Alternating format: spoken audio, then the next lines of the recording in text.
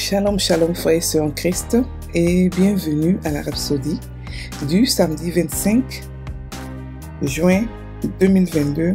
La Rhapsodie écrite par le pasteur Chris Oyakilome et la lecture vous est offerte par les vérités de l'Évangile.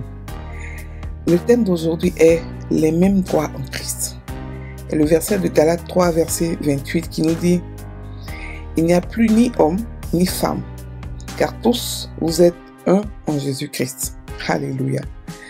Le pasteur Christ dit, dans certains endroits du monde, il est dit que les femmes ne devraient pas prêcher. Mais la Bible n'a pas dit cela. Au contraire, la Bible dit en tant que nouvelle créature, nous sommes tous en Jésus-Christ. Et dans la loi, il y a certains droits que les hommes avaient, que les femmes n'avaient pas. Mais maintenant, en Jésus-Christ, nous sommes tous un. Alléluia. Cela signifie qu'il n'y a pas de limite à la femme comme c'était dans la loi. La seule fois où vous aurez une différence entre un homme et une femme en Christ, c'est s'ils sont mariés. La Bible s'adresse à la femme séparément de son mari. Mais tant qu'un homme et une femme ne sont pas mariés, ils ont les mêmes droits en Christ. Quelqu'un pourrait dire dans 1 Timothée 2, verset 12 que « Mais dans le Nouveau Testament, la Bible dit « Je ne permets pas à la femme d'enseigner ni de prendre de l'autorité sur l'homme, mais elle doit demeurer dans le silence. » Est-ce que cela ne fait pas référence aux femmes chrétiennes? Si vous lisez le verset dans son contexte, vous découvrirez qu'il ne fait référence aux personnes mariées. Le verset suivant dit « Car Adam a été formé le premier, Ève ensuite. » 1 Timothée 2, verset 13. C'est-à-dire qu'il examinait le contexte du mariage. Maintenant, lorsqu'on dit qu'une femme ne devrait pas enseigner son mari, le rendu correct signifie instruire ou dicter à son mari. Il ne voulait pas dire qu'elle ne pouvait pas expliquer ou guider l'autre dans la connaissance. Rappelez-vous aussi que ce sont les derniers jours dont le prophète Joël a écrit. Il a dit après cela, « Je répandrai mon esprit sur toute chair. Vos fils et vos filles prophétiseront. » Et cela de Joël 2, verset 28. Prophétiser signifie dire des paroles de puissance, des paroles qui viennent du royaume de Dieu. Bien sûr, ils ne parleront pas seulement à eux-mêmes, ils parleront aussi à ceux qui n'ont pas été enseignés. Cela signifie qu'ils enseigneront la parole à ceux qui manquent de connaissances. Donc vous voyez, cela ne fait aucune différence que vous soyez un homme ou une femme. Allez-y et prêchez l'évangile partout. Prêchez la parole avec puissance et ne laissez personne vous arrêter par leur ignorance. Les 4 filles de l'évangéliste Philippe ont prophétisé. Et cela de Actes 21, verset 8 à 9 qui nous dit « Le lendemain, et nous arrivâmes à Césarée. Étant entrés dans la maison de Philippe, l'évangéliste, qui était l'un des 7, nous logeâmes chez lui. Il avait 4 filles vierges qui prophétisaient. » Alléluia. Fin de la Rhapsodie. Aujourd'hui, le pasteur nous dit quelque chose de vraiment important. De vraiment très important. Parce que pendant longtemps, la femme a été reléguée au second plan dans les églises. La femme a été mise à part pour ne pas qu'elle prêche, pour ne pas qu'elle évangélise, pour ne pas qu'elle joue son rôle, pour ne pas qu'elle accomplisse sa mission dans le corps de Christ. Mais cela n'est pas le cas. Ceux qui pensent comme ça et qui réfléchissent comme ça, la plupart du temps vivent dans la chair. La Bible dit que nous sommes en esprit, nous sommes des esprits, nous devons vivre en esprit. Et un corps en esprit, l'esprit n'a pas de sexe. C'est pour ça que la Bible dit que lorsque nous allons partir au ciel, il n'y aura ni femme ni homme, nous sommes tous comme des anges. Parce que selon Dieu, il n'y a pas de sexe. Notre esprit spirituel, ce que nous sommes spirituellement, qui est esprit, n'a pas de sexe. Donc on ne peut pas dire qu'une femme qui est en esprit ne peut pas prêcher ou un homme qui n'est pas en esprit ne peut pas prêcher. Ça n'a pas de sens.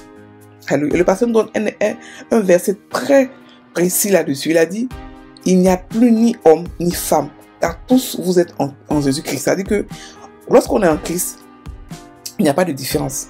Physiquement, dans la chair, on a des différences. On a des différences dans la chair. C'est-à-dire que la femme, la corpulence de la femme et la corpulence de l'homme sont différentes. Ce que la femme peut faire, ce que l'homme peut faire sont différents. Mais en esprit, on est pareil. En esprit, les hommes aussi accouchent. Lorsqu'on prie pour les âmes, lorsque on prie pour les âmes, on intercède pour les âmes, les hommes aussi passent à l'accouchement. Ça veut dire qu'en esprit, on n'a pas de sexe en esprit, on est une seule personne. Et à cause de ce genre de doctrine, beaucoup de femmes dans le monde entier ont été frustrées. Les femmes, surtout des pasteurs, ont été reléguées au second plan en dans un ministère d'intercession, alors que beaucoup ont des dons de révélation. On a tous des dons. Moi, je suis une femme qui parle, on a tous des dons. On a des dons de prophétie, on a des dons d'enseignement, on a des dons de révélation, on a toutes sortes de dons, on a des dons pastoraux. Oui, on ne doit pas être relégué au second plan parce que d'autres hommes n'ont pas compris le contexte dans lequel Paul expliquait les choses. Alléluia. La loi nous disait que la femme était différente de l'homme. Mais la loi, on n'est plus sous la loi. On est sous la grâce de Dieu, de Jésus. Et cette grâce-là ne fait pas de différence. La preuve, comme Jésus est ressuscité, ce sont les femmes qui sont allées l'accueillir, ce sont les femmes qui sont allées dans son tombeau pour l'apprêter. Et c'est aux femmes qu'il a dit, allez-y, dis à mes frères que je suis ressuscité. Ça veut dire qu'on doit aussi porter le message de l'évangélisation. On doit aussi porter, il a dit aussi dans la Bible, il a dit, allez par tout le monde, faites de toutes les nations mes disciples. Il n'a pas dit, les hommes allez-y, les femmes restez. Non, il a dit, tout le monde partez. Il a dit, voici les signes qui accompagneront ceux qui auront cru. Ceux qui auront cru, c'est tout le monde, femmes comme hommes. Et même le prophète Joël a dit quoi? Je répondrai de mon esprit sur toute chair. Vos fils et vos filles prophétiseront. Ça veut dire que les femmes aussi ont leur rôle à faire.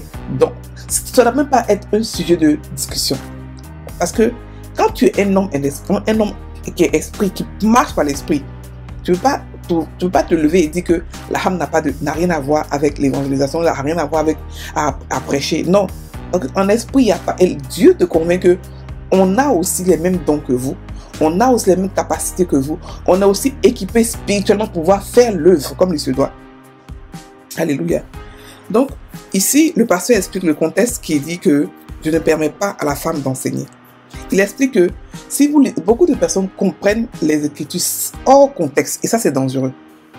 On doit toujours comprendre le contexte. Dans quel contexte il a mis ça?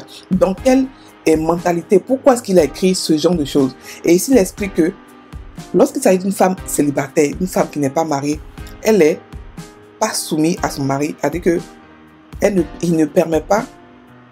Elle peut faire tout ce qu'elle veut. Mais lorsqu'elle est dans le foyer, elle peut enseigner son mari, mais elle ne peut pas le commander.